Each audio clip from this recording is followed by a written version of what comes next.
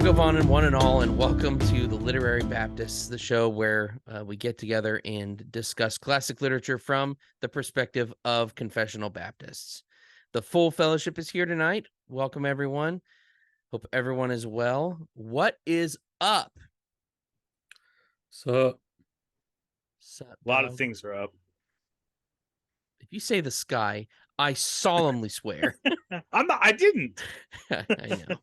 I was Yeah. muted, but I was gonna say the sky. All right, I have solemnly sweared.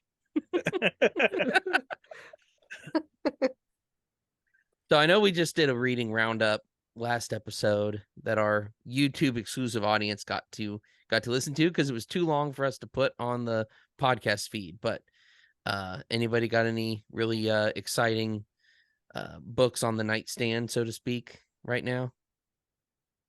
I do. I am reading The Scarlet Pimpernel, which is so much fun. Ooh. It takes place in the French Revolution. I think Boo! people have to yeah, boo. What a I think terrible it's pretty piece against of the history. French Revolution. It does not portray the French Revolution in a great man positively at all. I'm pretty sure that people around here had to read it for like high school or something, because there were tons of books in the local like bookstores and stuff. So that's why I got it, and that's why I'm reading it. And it's pretty good. It's a really good book. It's not, very, it's got a lot you have to think about. It's just fun. And it's a fun book. And so I recommend it. so that's more my speed then. Yeah. That's what you're saying. Yeah. It's definitely your speed. I don't have to Read think it. about it. You should read it. It's good. It's from 1905, so it's not even that old. I don't remember if I read that one or not. I know I saw there's a really old movie.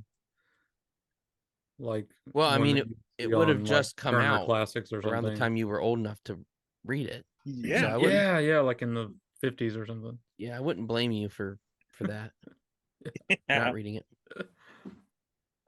Yeah. So it's a good book. I recommend it. Do you think it's lost readership in our times because of maybe the unfortunate title? Just unfortunate is then you don't know what it means. Yeah, or people thinking that it's something other than it is. Like a pimp? Yeah. Okay. It's, well, first of all, it's a flower. So and yeah, I can see how people might think that it's about something else, but Especially it's high good, and you schoolers should who read don't it. know anything. Yeah. Yeah. It's a flower. It's not about a flower. A flower's involved, but it's worth a read.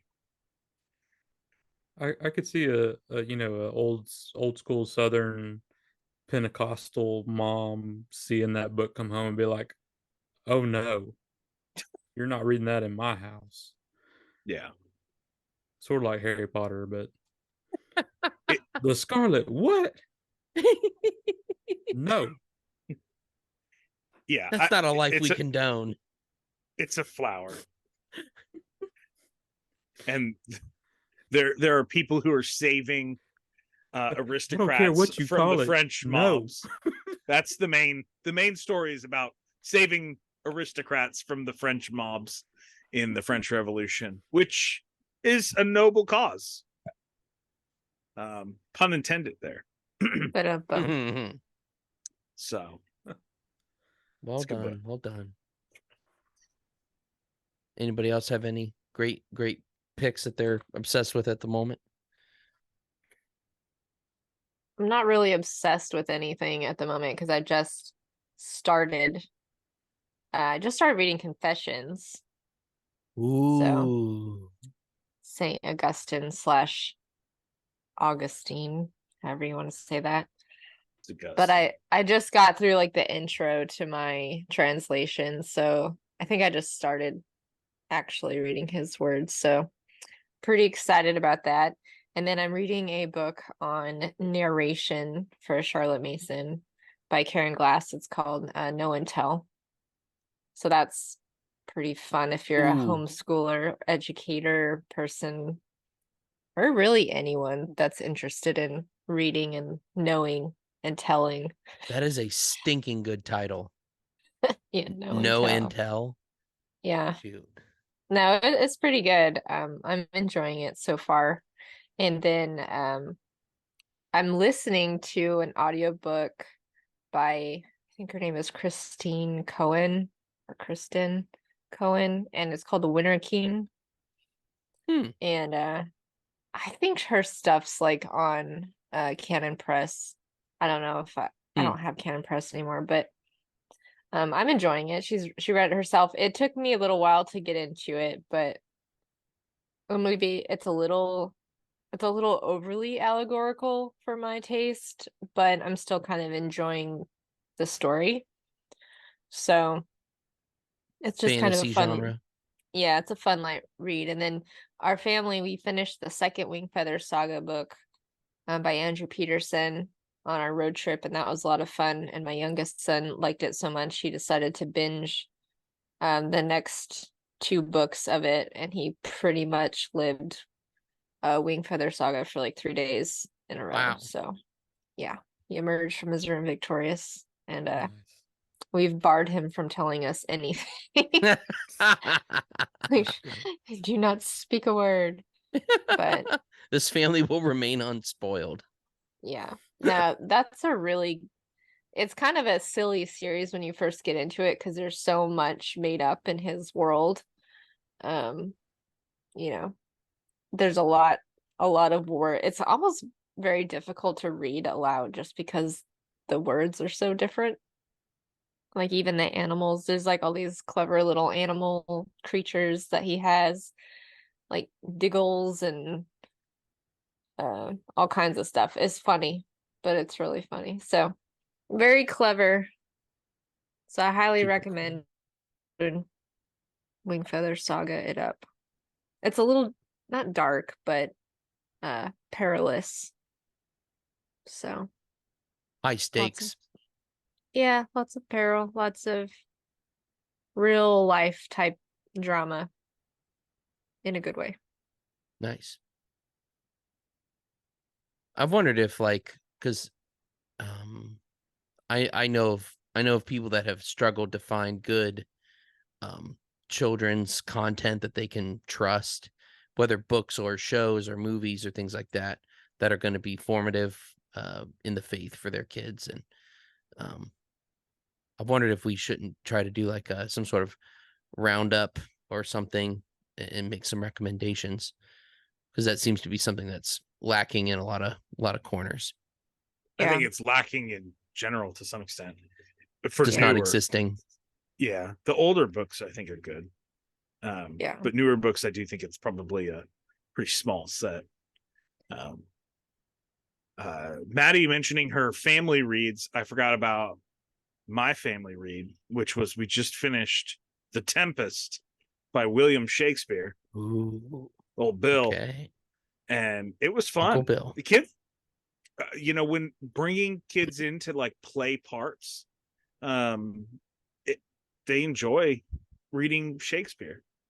And I remember like having to read Shakespeare in high school, and it was always like, I don't understand what he's saying. Yeah. But when you have family members like reading it aloud and taking different parts, it's not difficult to understand as much. It's good. Yeah. So it's like it was meant to be heard. Yeah. Yes, exactly. Yeah, in a similar vein, we're listening to the Odyssey during our school day. So that's, in a similar way, it's meant to be heard. It's an epic poem. And yeah, it's pretty neat. I think there's something to be said for, I think as parents, we can be a little like, our kids aren't ready for that. They're not going to understand it. Something like Shakespeare or something like the Odyssey. But I've really come to understand that it's okay to not understand a book the first way through, or a play the first way through.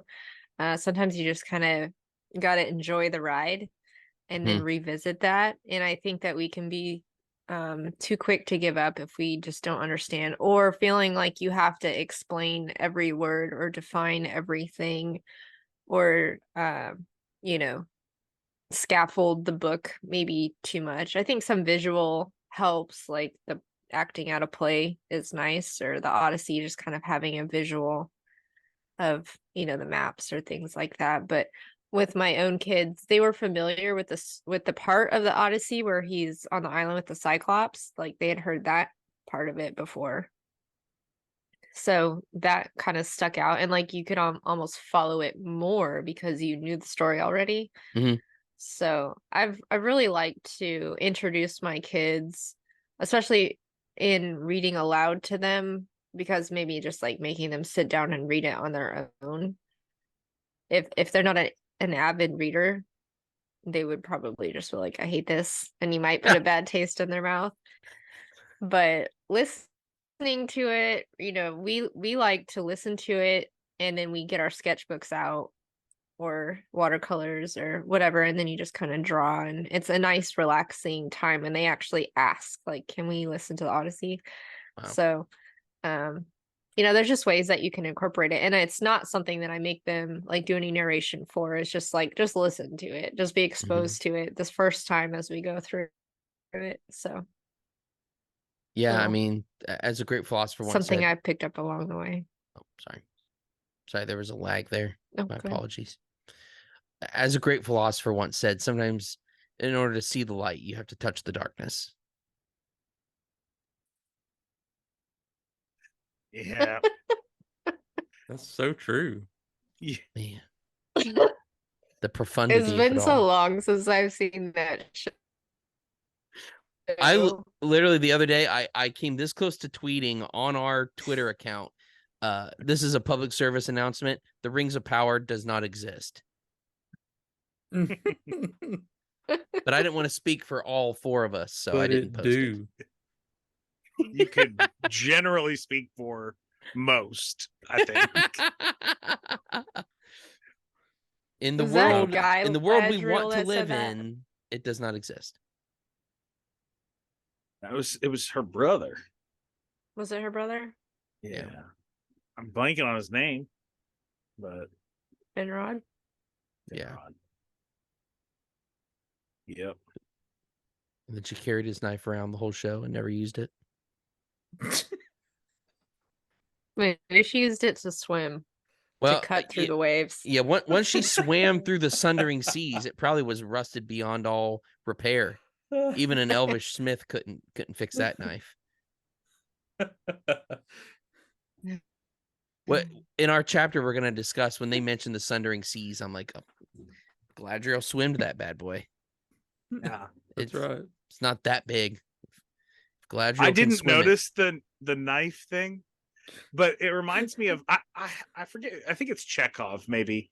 But is it Chekhov's gun? It's like, if you have something that you've mentioned the gun on the table, it needs to be shot.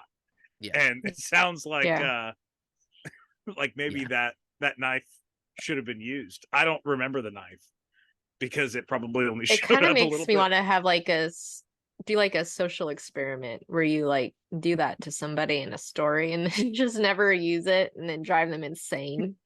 And like really detailed description like, of the gun. Yeah. Set them up for knowing it's a really significant thing, and then it's just boom, it never gets talked about again. And someone gets stabbed with a butcher knife. Somebody gets stabbed with a different knife in the story. Subvert expectations. Ring of Power would do. Man, that show is terrible. Terribly good. I can't wait for season 2. Whatever, Zach. On pins and needles. I did see. I need to know if the elves die if they can't find their, what was it?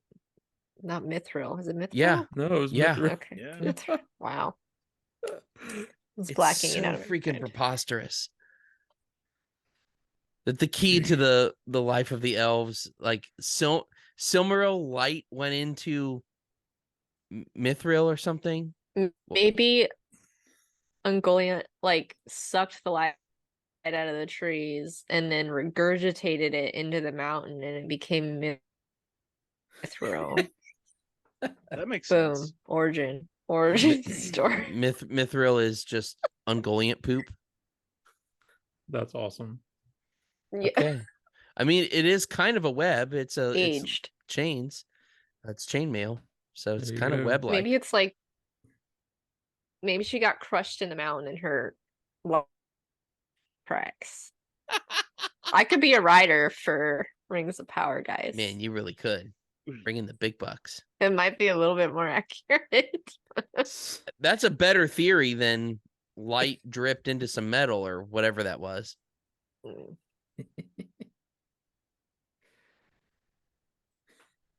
Well, fortunately, we don't have to rely on that stupid show because we actually have the Silmarillion. And even though they didn't actually have the rights to the Silmarillion for the show, we can talk about it anytime we want. That's right. And so we will.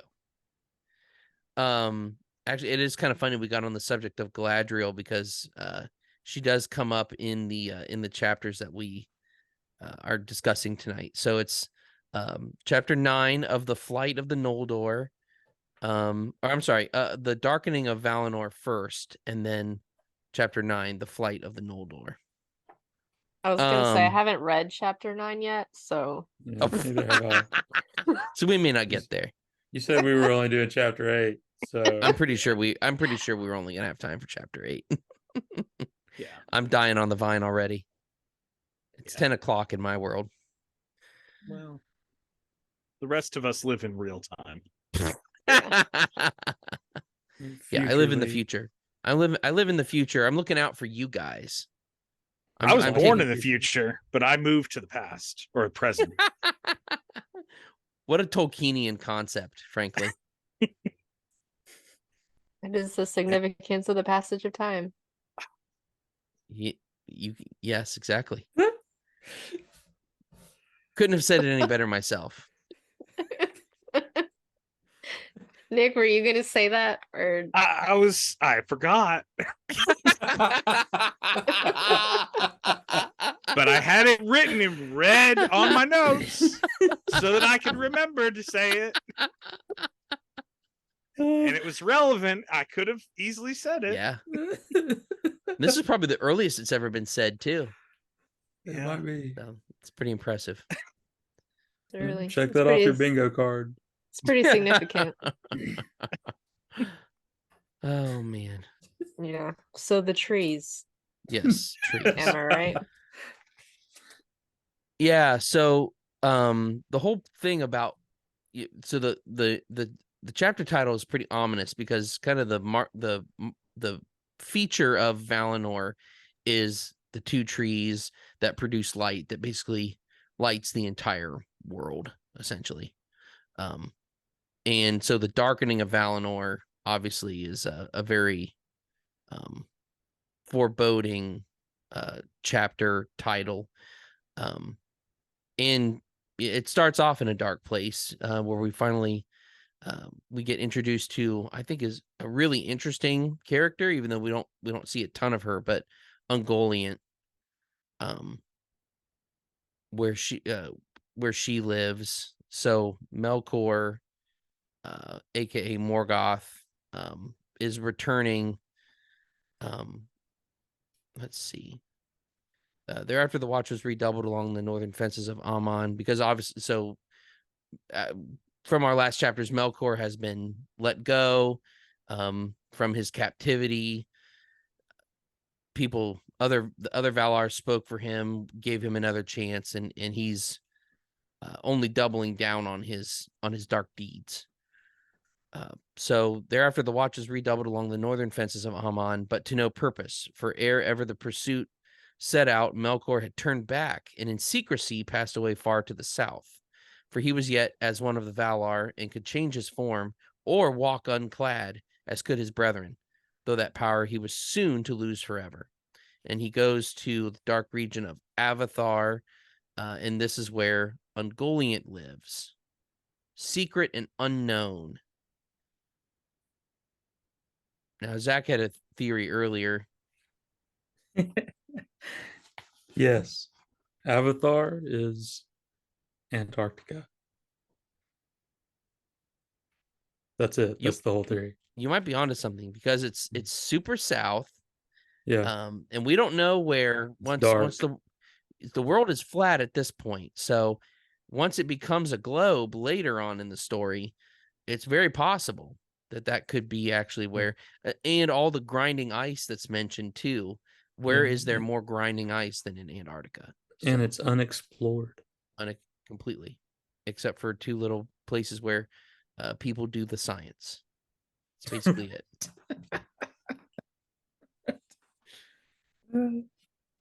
That's what they say when they get on the plane to fly there.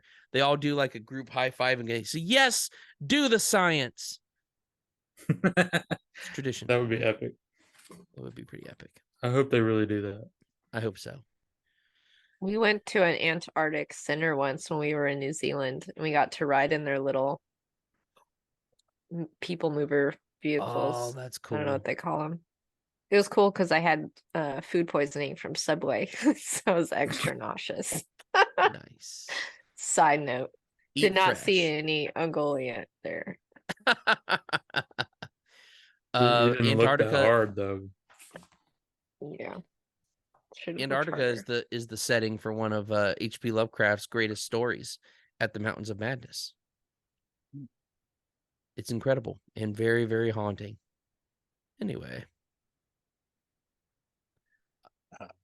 I'm a Lovecraft appreciator. I read one of his stories and I liked it. Cthulhu? Yes. Yeah. Is that like a Katy Perry song? Yes. Yes, it is. I read an H.P. Lovecraft story and I liked it. Yeah, it's one of her classics.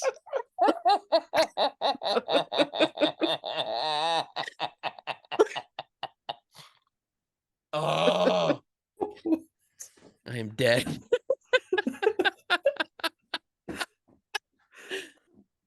Oh. I said the inside thing out loud. Sorry about that.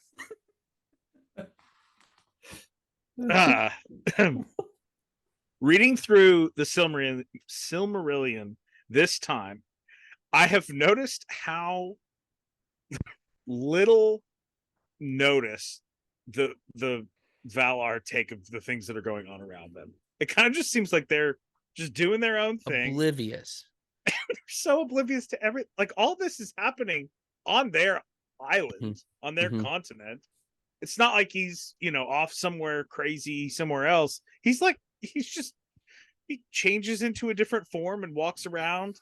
He goes, and then they just happen to have this massive, well, I guess she becomes a spider, but they have this crazy woman thing that they don't even know where she came from, who's living on their island. It's kind of crazy how much they just hang out and do nothing on their own. Yep. I've already criticized Manwë for this, but now I'm criticizing all of them. They don't do anything. I think that they just don't have any real understanding of evil, right? They don't get it. Like, why do I need to watch out for something? Nothing. We're there's not nothing evil. bad in them, right? Like, yeah, they're just so they don't get it. They don't understand it. There's no they wouldn't see any reason to keep watch, I guess, especially like with Melkor, like, because he said he's good now, I don't know. I mean, they did send somebody after him, but it reminds me kind of, and maybe it's a stretch, but it reminds me kind of like where angels long to look into salvation. Like, they don't understand it, but they long to look into it. Like, it's almost like the complexity of the world is something that they don't understand because they're not incarnated. I mean, they're not really part of the world. they're not in touch with what's going on, and they really don't have fixes for anything, because they're the Valar are a bit, even though they're in the world, they're kind of divorced from it. Yeah, they don't They're understand the deists. darkness because they haven't touched it. So This is shameful.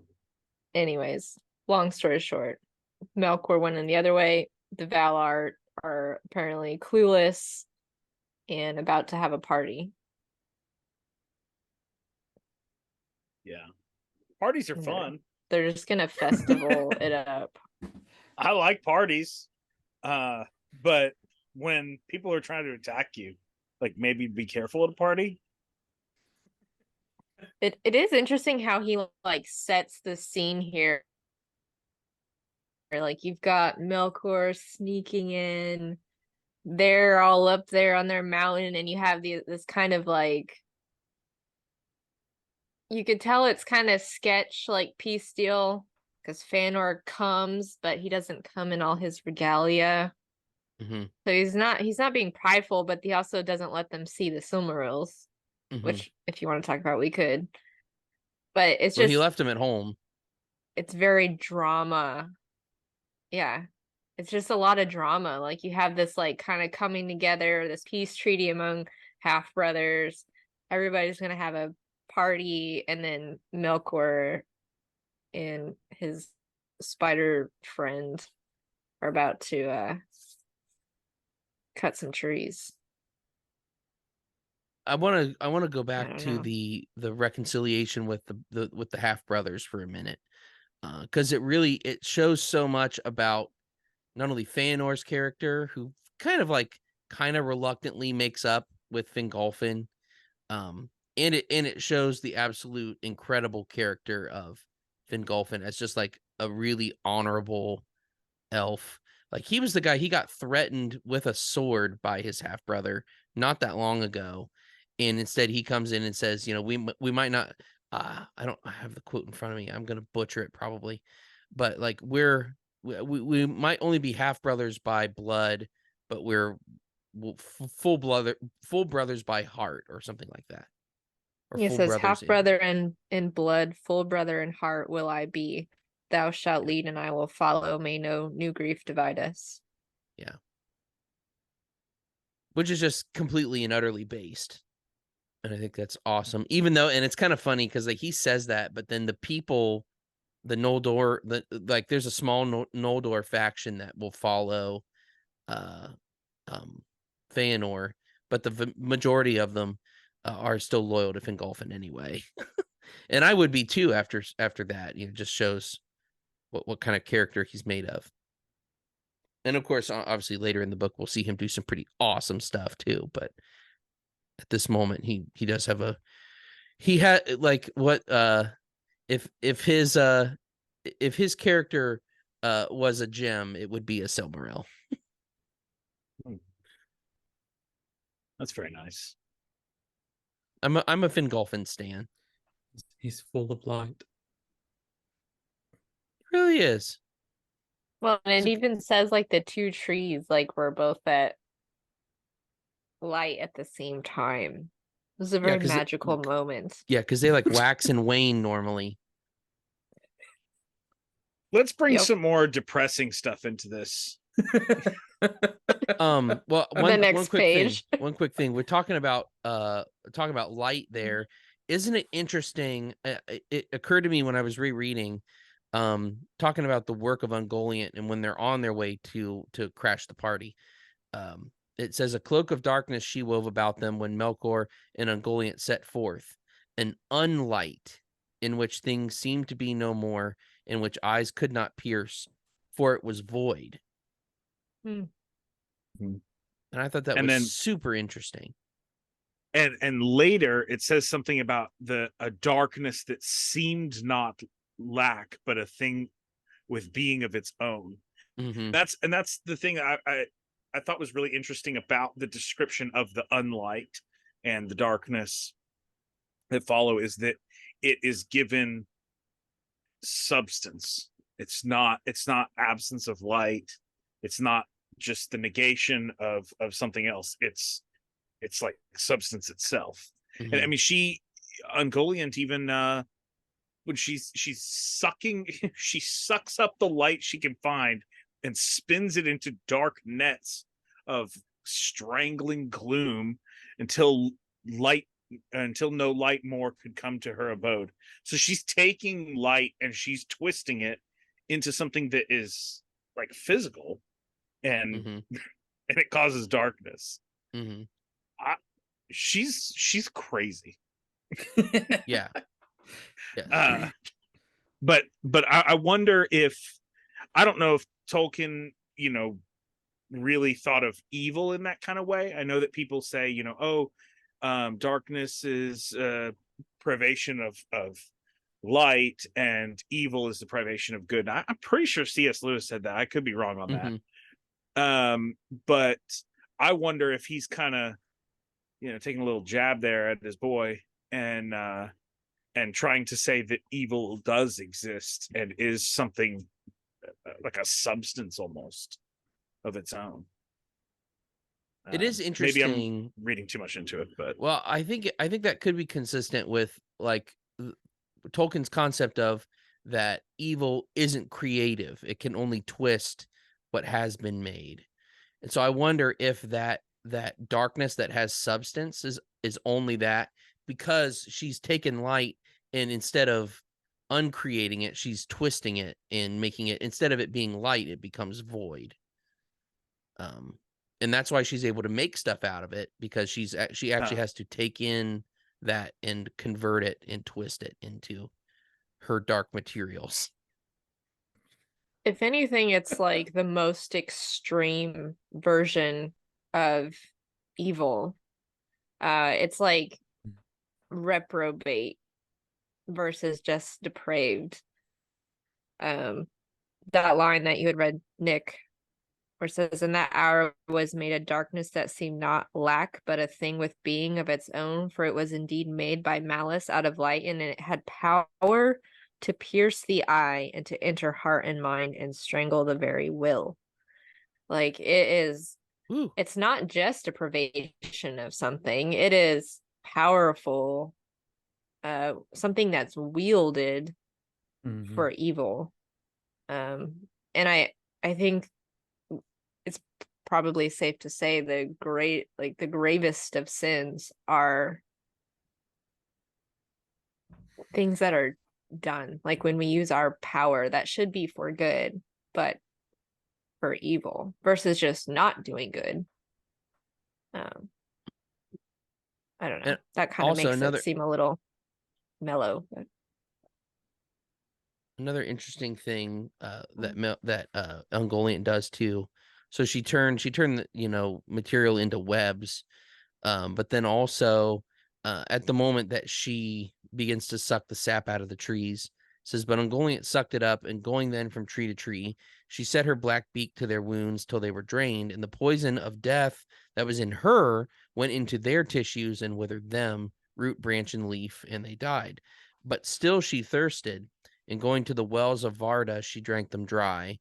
But Ungoliant belched forth black vapors as she drank, and swelled to a shape so vast and hideous that Melkor was afraid." So she's even able to take in the light of the trees conveyed through their sap, and even drank an entire well. And instead of, making that into webs or something, she just breathes the black breath, which is something that the ring race will do in the Lord of the Rings. Black vapors, black breath. I think there's a connection there. But even more than that, actually uses the power of what she's just ingested to grow herself. So to make herself bigger and more imposing and more powerful. So she can not only build infernal structures, but she can even increase her own size and power using that. Which is probably something that Melkor would love to do, and doesn't have the ability to. Yeah, the fact that he's afraid, it's almost like it's evil but unrestrained. Yeah. I mean, because even the most evil people have some level of morality, at least that they want to apply to them. Like Hitler didn't want to be gas chambered. Like he had, he applied morality to his area. He didn't want to be stolen from, et cetera, et cetera. She definitely seems like it's just like an unrestrained darkness that even Melkor is afraid of, which is interesting. And to a certain degree, she doesn't have a nature to be consistent with. Like the Vala, a Vala has a particular nature. I mean, they're part of a regimented created order. We don't really know what Ungoliant is. Is she a twisted Maya? Is she some other type of creature? We know she's not actually a spider. She takes the form of a spider, so she's some sort of spirit. But it makes me wonder if she's able to be more evil because she's less bound to some sort of nature or inherent role that she has to play within the created order. She's maybe in some ways an incarnation of chaos, the actual concept of chaos, instead of like in scripture where it's a serpent that is kind of the picture of chaos. Maybe in this cosmology it's a spider instead. Maybe Tolkien didn't like spiders. I'm starting to think he had a little bit of arachnophobia going on, because she's flipping scary. I was really trying to find some sort of mythology or story that maybe Tolkien would have pulled from, like a legend or something, but I didn't find anything really significant. I mean, like the Greek, was it Arachne? Mm-hmm. She's, the story is not parallel at all, aside from there being a spider. Mm-hmm. There was the story that we found in Italy of the, what is it, tarantulism or something, where supposedly these people thought that they were bit by a spider that made them dance for days at a time. But there's no dancing in this chapter, so I don't know. Other than the Valar dancing at their party. Right. But she didn't bite them, so I don't know. It's just like Tolkien really does not. I don't think he likes spiders. Yeah, because you get Shelob then in Lord of the Rings, and she's referred to as a daughter of Ungoliant. And in The Hobbit, there are spiders as well. That's right. There are spiders in The Hobbit. In the forest. Yeah. So they're always in there. They're hanging out. And those are some of my least favorite parts of the story to read. Because they creep you out, or are they not compelling? It's creepy, but it's like there's just such a, maybe it's my claustrophobia, like being wrapped up in a spider web. I don't know. It just sounds horrible. And it's like, I just want it to be over. That's whenever I encounter that part in his stories, I'm like, okay, get out the spider web. I'm gonna skip this chapter. Yeah. So another thing with Ungoliant, and maybe part of Melkor's fear of her is his intentional lie to her. I was like, it's kind of nail bitey when he teams up with her, and so initially Ungoliant is kind of hesitant to go to Amon because she doesn't want to face the Valar and potentially pay some consequences for what they're about to do. And so Melkor's trying to get her to go with him. And so it says she was loath to dare the perils of Amon and the power of the dreadful lords, and she would not stir from her hiding. Therefore Melkor said to her, "Do as I bid, and if thou hunger still when all is done, then I will give thee whatsoever thy lust may demand, yea, with both hands." Lightly he made this vow, as he ever did, and he laughed in his heart. Thus did the great thief set his lure for the lesser.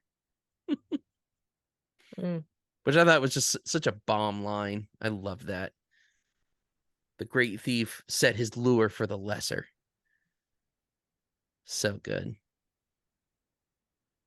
I was curious, and I didn't look it up at all. Where it says now it was a time of festival.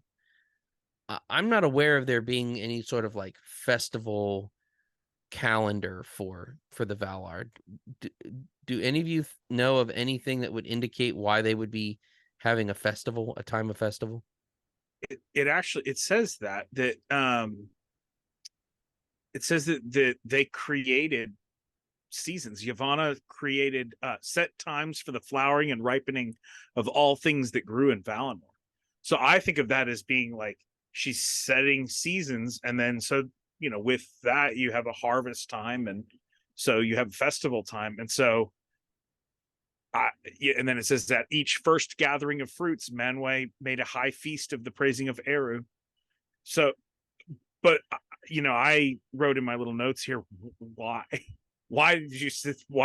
do seasons? Yeah. Why not have why not let it be summer all year round? Yeah. I mean, right now I'm not huge on summer all year round, but most of the year I am. Well, I wondered. The seasons they help you understand, the significance of the passage of time. Oh, hello. We got a 2 for this episode. This is shameful. You should. I should get this every single time, and I can't.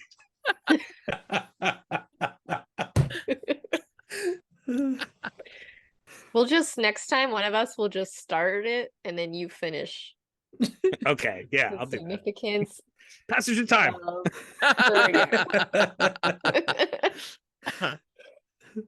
Yeah. Yeah. What was your thought, Maddie? Did you have a theory? Well, I noticed how they talked about time and the music.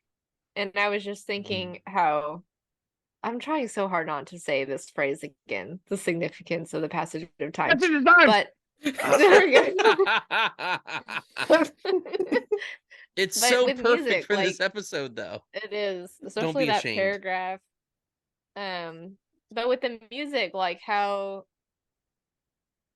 I don't know, I felt like I was getting maybe a little too philosophical with this, but music only works in the passage of time. Like music needs time. I don't know how else to say. I'm really trying hard not to Zach, say. How did you not pick up on that? This is Zach's arena. Shame on you. But you can't have it all at the same time. Like it has to go on. It has to move forward through time. Yep. So I saw that part where if it happens all at the same time, it's jazz. How Thank dare you, Nick. Sir. That was a good one. So that's the significance of time in this passage. Nice. That's bonus points. A+ on the alternate. Bingo. That was good. I've developed a wacky little theory, especially with the fact that they mentioned that Laurelin and Telperion were both at this moment they were both at their equal light before passing on to the other. I wondered if they were having what would come to be known as a Midsummer's Eve party. Where you're celebrating the longest day of the year. Yeah, and be plenty of time for dancing. And of course, Midsummer's Eve is a really important, especially for ancient peoples, ancient agrarian societies. You kind of build your whole calendar around the longest day of the year, the summer equinox. So I don't know, it just put that in mind for me, especially talking about seasons changing and things like that. Okay, pagan. Yeah. I have been reading and listening to a lot of stuff about the ancient pagan world, so and serpent mounds. It is interesting how like festivals and all of that are just intrinsic to humanity. Yeah. Mm-hmm. We're created to mark time. Yeah. And so we celebrate particular what seem like important times of the year. The longest day, the shortest day. September 11th, the date of the birth of Christ. No. What? That's another rabbit hole I've gone down recently. That's interesting. Not saying that I agree, but there are people who say that and have reasons for why they say that, which is intriguing to listen to. It is interesting too, though, because when we lived in Okinawa, we were a little bit above the equator, but that was a very unique experience going from having 4 seasons to living somewhere where it was like the same season with like a slightly warmer part of the season with and a slightly cooler part of the season.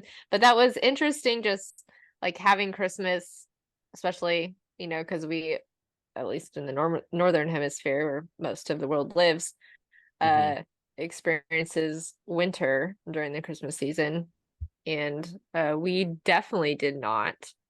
Yeah. And that was interesting. Except for I you grew up Floridians. in South Florida, so I did. Doesn't really matter. All of the year is pretty much the same. It's not. I mean, it is. It does get colder, but I mean, it's there are not hurricanes. significant. Yeah, hurricanes are fun. Yeah.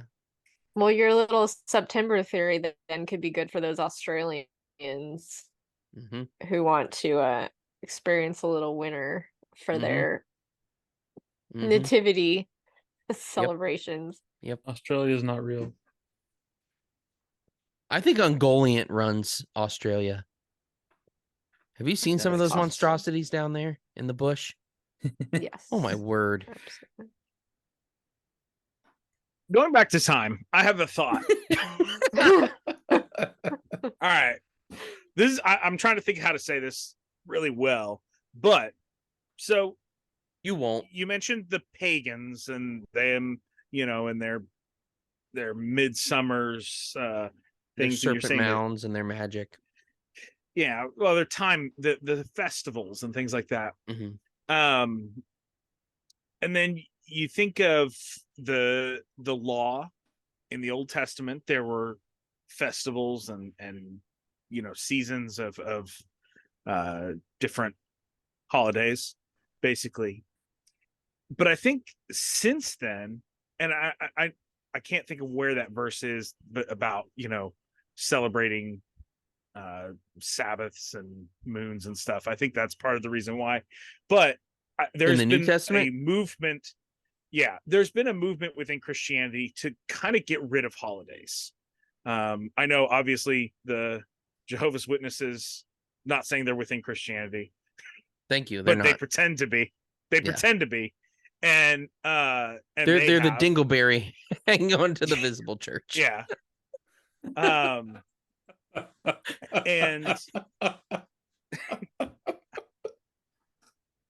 correct.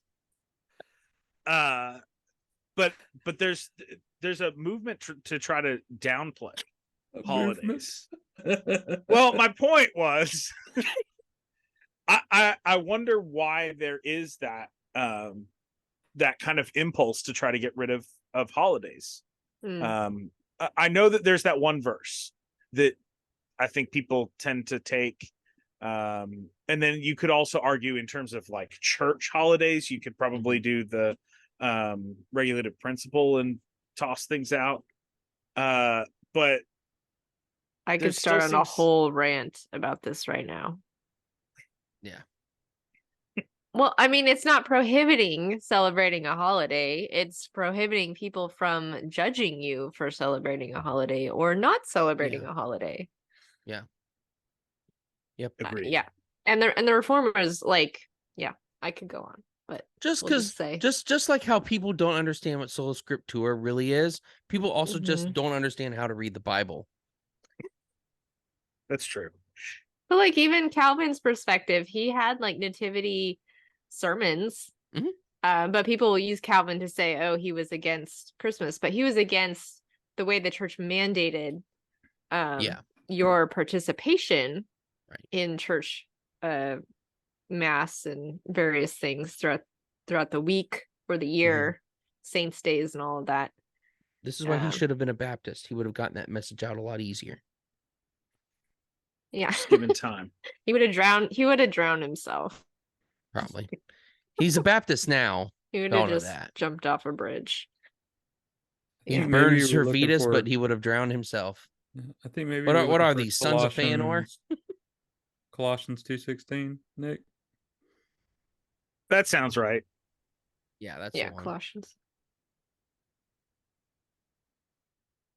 Which is quoting Old Testament references to the feast days, not like your Leviticus 7th day 23.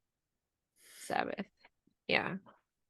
But yeah, it is interesting that, you know, what is it in the creation account that the stars were made for setting times and seasons. And there is absolutely a place for that. God obviously set up certain festivals for typological purposes as well as remembering what God has done. And that's why I don't have any problem with celebrating at Christmas. Maybe how you celebrate Christmas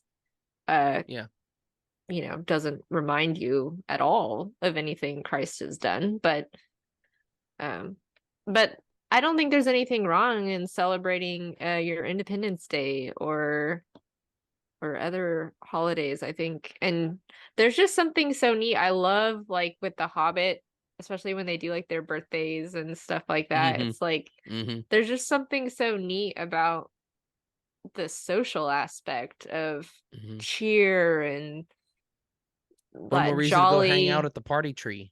Yeah. Like the feasting, like getting together and feasting. Somebody pointed out, we've been on kind of like a health kick and we're trying to eat better foods and stuff, but they pointed out that historically, like, people didn't generally eat meat very often. It was usually like a specialty food item for festivals and stuff. You know, you didn't always have farmed meat at your door. So I don't know, there's something interesting there, and we should That post be mill, am I right, Lee? That post mill. Meat every meal. Right. Oh dear. Carnivore. Is high cholesterol is part of your post mill? We eat meat and we drink beef tallow. That's right. All day, every day. Get you some. Love that stuff. But yeah, we should be careful with, you know, getting mixed up in pagan stuff for sure. But the festival itself is not pagan. Yeah, you can't let the misuse of a good thing God's given keep you from engaging in the good thing that God's given. Yep.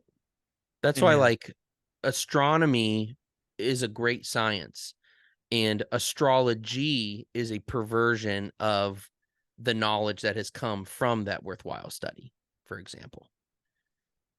But just because astrologers do stupid stuff that has to do with stars doesn't mean that the movement of the stars is meaningless, and two, it doesn't bar us from learning more about that and using that information that God has given through natural revelation.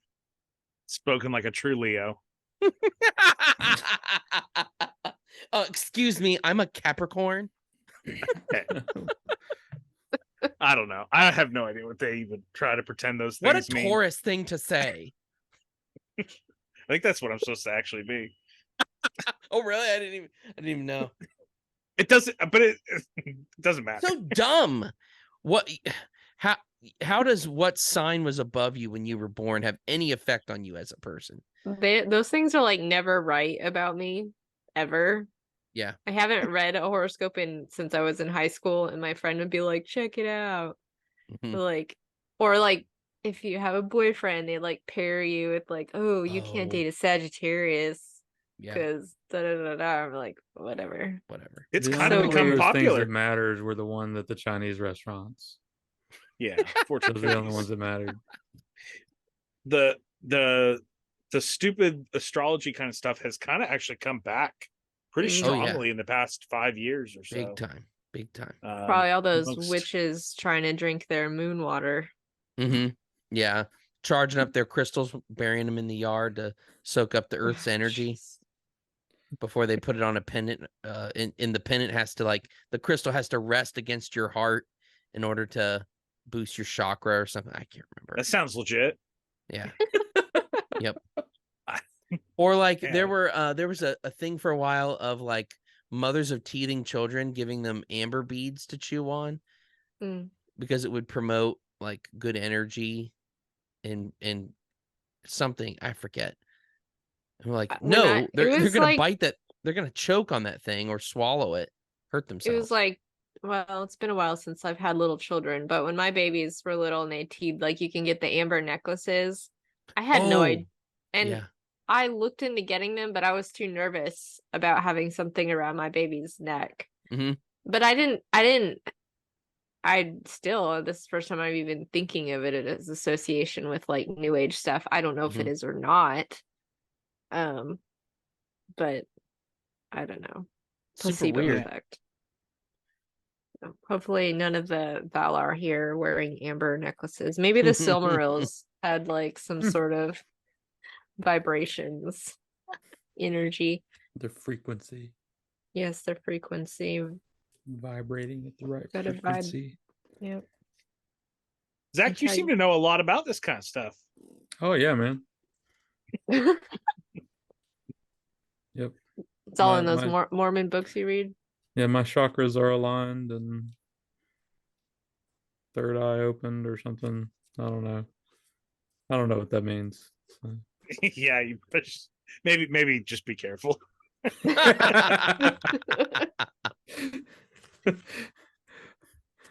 Take Maddie's advice and maybe not do pagan things. Yeah, don't do pagan things. All right, don't do pagan things. There we go. That's just It's settled. solid advice. Yoga is the devil. Yes. Yes, it is. But I will unlike not back down. foosball, it actually is not something that you should play. Anyways. Foosball is good. Why did foosball get brought in? I'm assuming you've never seen Foosball is the Waterboy. devil. Thank you, Zach. Us Southerners know what I'm talking about. Mama said foosball is the devil. Oh, I forgot dear. about that movie completely. Man, that's some high quality H2O.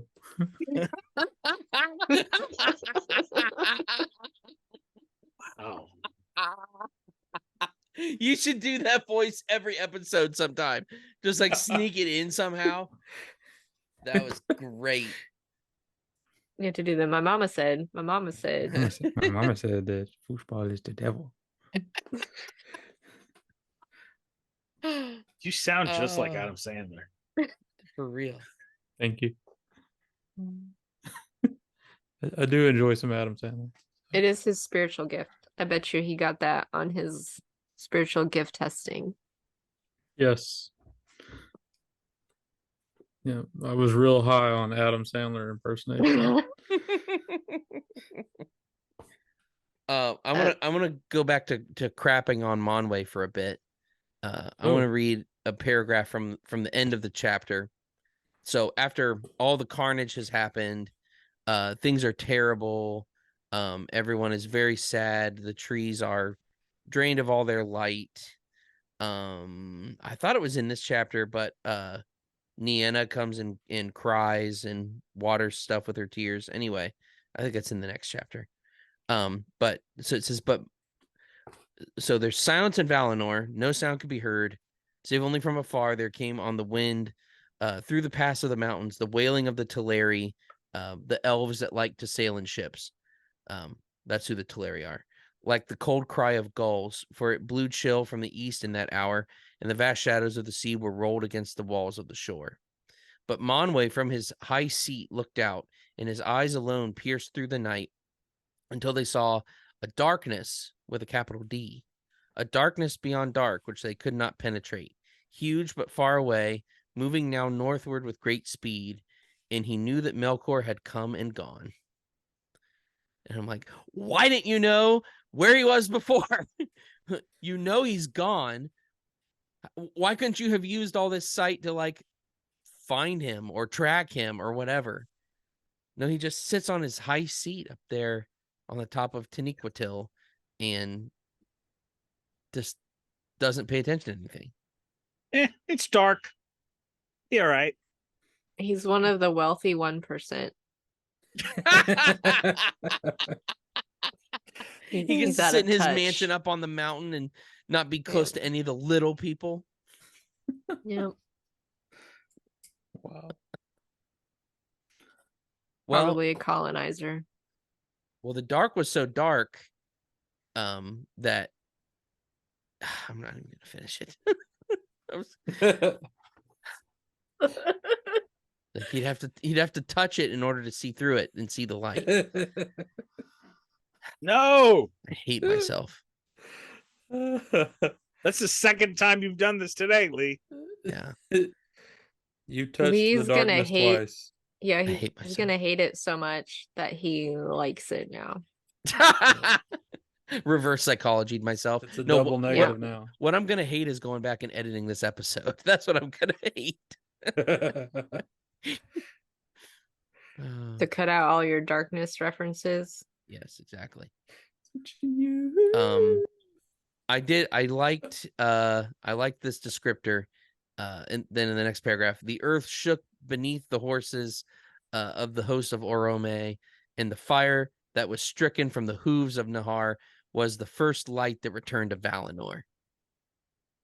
What a good line. That was pretty epic. I Nahar got underlined to that. light up the island. Loved it. I also loved prior to that episode that literally their music stopped and there was like silence. That was cool. They were all like, I don't know, I could just totally visualize it. Like literally music stops. Mm-hmm. Record Enter scratch. all enter all the memes and the gifs. No gifs though. No GIFs. We don't use just the- GIFs. I'm GIFs. I'm team Oh. GIFs, and I always will be. He's a choosy mom. Yeah. That's the problem with saying GIF. That's the Anyways, problem. music stops. Like they're all having a good old time, and then all of a sudden it's just silence. But yes, I love that scene, and I love Nahar and his thundering, flamey hooves. You can hear just like Thunderstruck playing. And I also felt really, really A little bad bit of for like Tulkas. Ragnarok, Oh yeah. except for it's like a big dog. But yeah. Anyways, Tulkas was as one caught in a black net at night, and he stood powerless and beat the air in vain. But when the darkness had passed, it was too late. Melkor had gone whither he would, and his vengeance was achieved. Bad guys win. Everybody go home.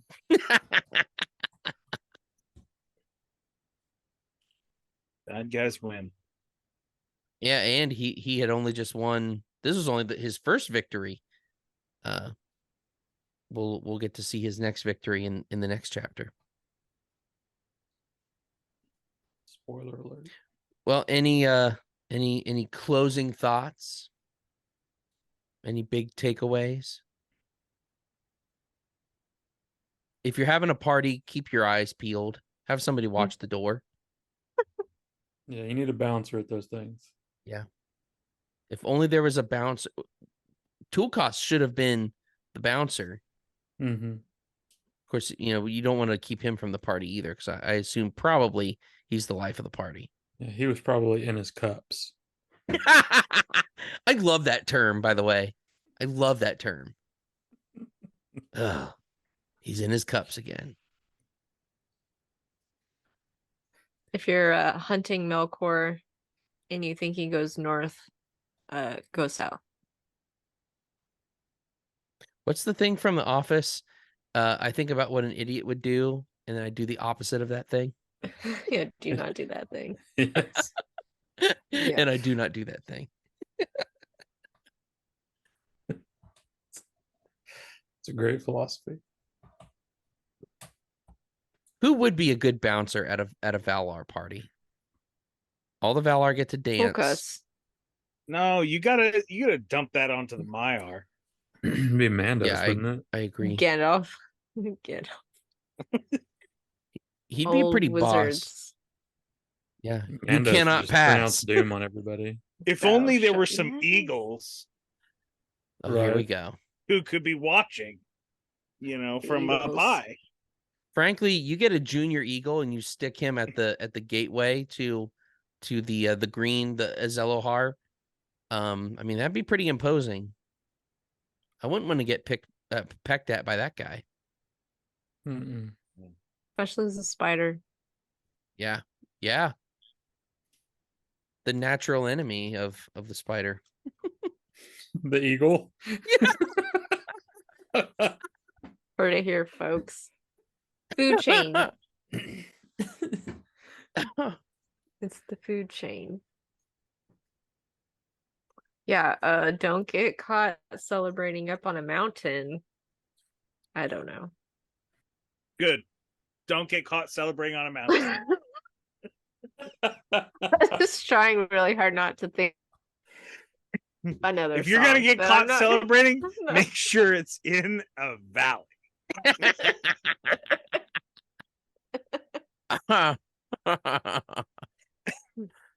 I'm just full of Or a a lot of plane. deep takes. Or in a plane. Yeah, they're It's- flying high on a G6. Wow. I think I'm having like an Alzheimer's episode where I'm going back to like 2006. Yeah, you've got millennial dementia.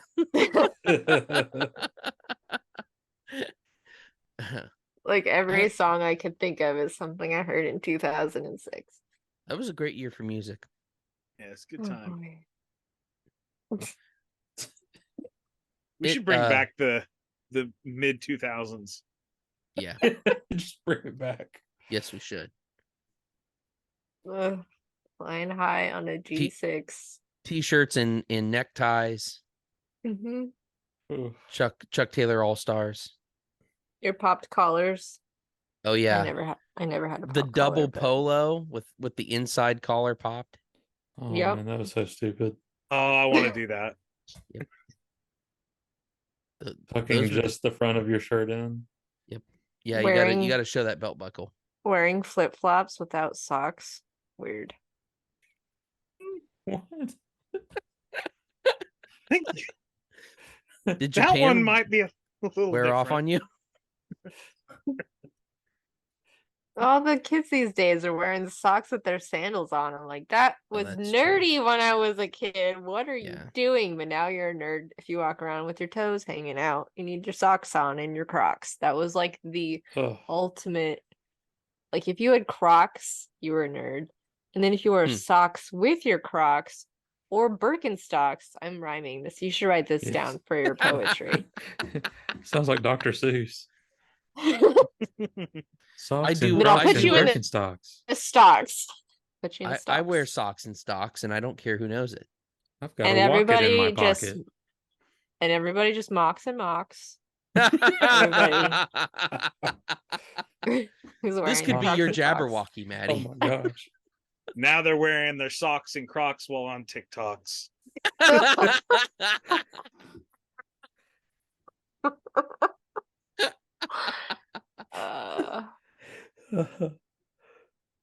Wow.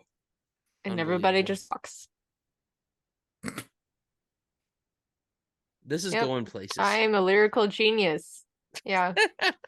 Just remember Then my you drop a name. beat. Yeah, really. We need a sick beat now. Maddie's about to freestyle. Bars. That is something. Absolutely not. But yes, now I have Blake Shelton mixed in with my Orome vibes. And Nice. apparently Manwë is flying high on a G6 while Melkor.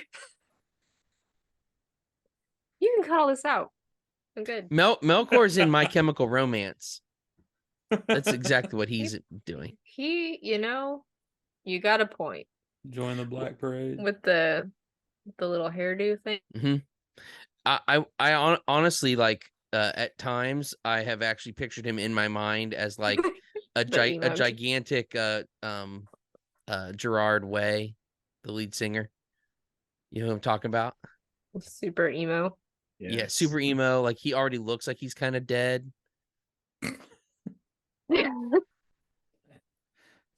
Just put a big iron crown on his head with 3 jewels in it. He's Morgoth.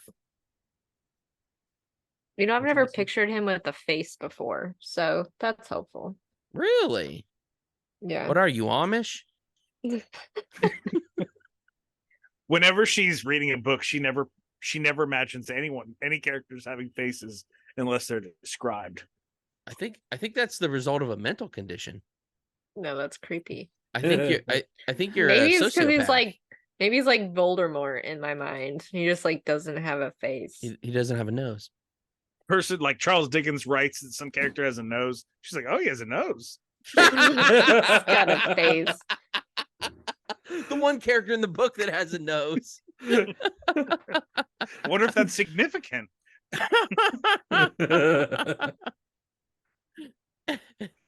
Honestly, I think really if I picture Melkor, he looks like the guy that plays Wormtongue. No. That's who was also in David Lynch's Dune. And was in a couple episodes of The X-Files. Fair enough. The dude's cool. I see you're a fan of his work. Yeah, oh yeah. Big fan. He plays a great creep. He and Steve Buscemi are at a level, really, truly, in my mind. Because old Steve, he can play a creep. Yeah, it's true. He was the best character in Con Air. I see you all haven't watched the greatest movie in American cinema. I don't in a long, know long time. how you could say that about Nicolas Cage. He beat Nicolas Cage. No, He did. There's not a better actor than Nicolas Cage. Name me one actor in that movie who could sing "He's Got the Whole World in His Hands" while the plane is crashing. I definitely don't want to see that movie. No other actor in that movie could handle that task.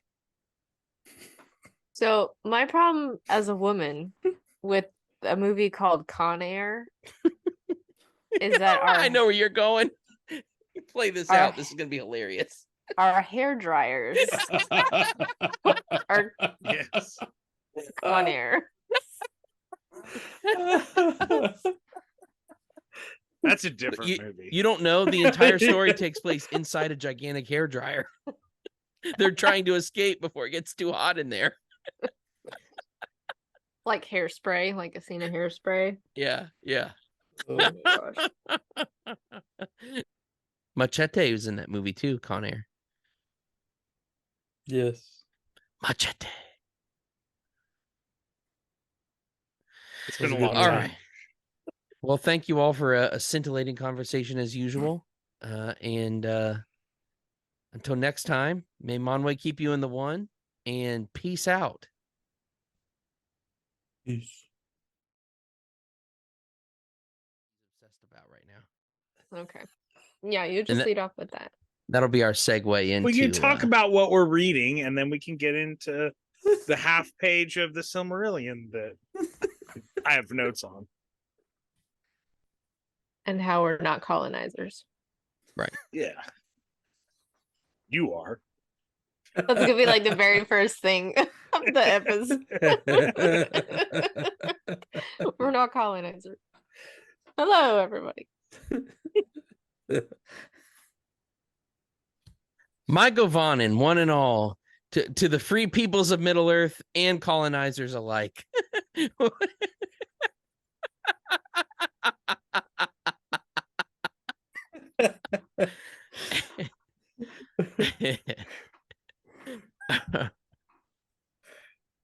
Especially Anyway. the colonizers. Especially the colonizers. Oh, gosh.